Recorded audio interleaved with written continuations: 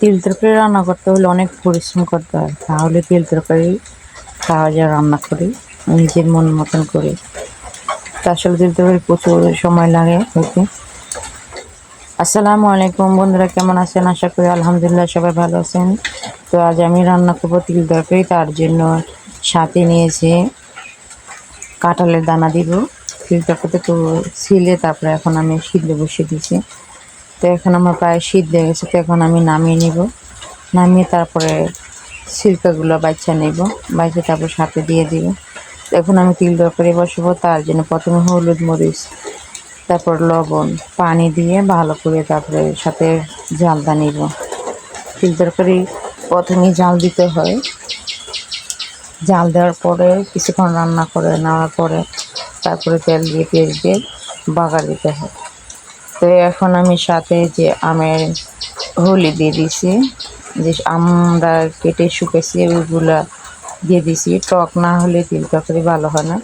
তো এইভাবে করে কিছুক্ষণ আমার বলক চলে আসছে, কিছুক্ষণ রান্না হয়ে গেছে। তো এখন আমি সাথে যে কাঁঠালের দানাগুলো নিয়েছি ওগুলো দিয়ে দিয়েছি।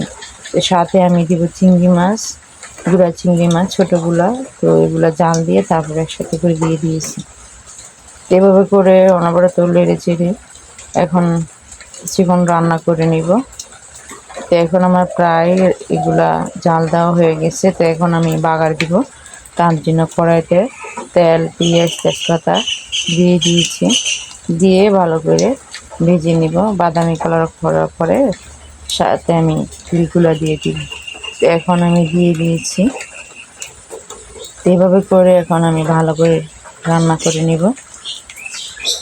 তো প্লিজ আমার ভিডিওটি যদি আপনাদের ভালো লাগে সবাই লাইক, কমেন্ট, শেয়ার করবেন।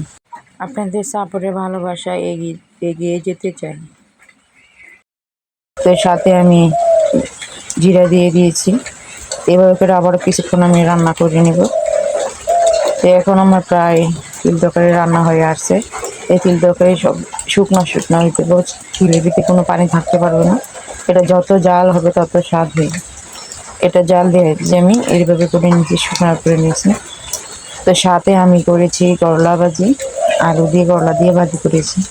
তো আজকের মতন আমার এখানে ভিডিও শেষ। নেক্সট কোনো ভালো কোনো ভিডিও নিয়ে আপনাদের সকলের মাঝে হবে। সেখানে সবাই ভালো থাকুন। আল্লাহ হাফেজ।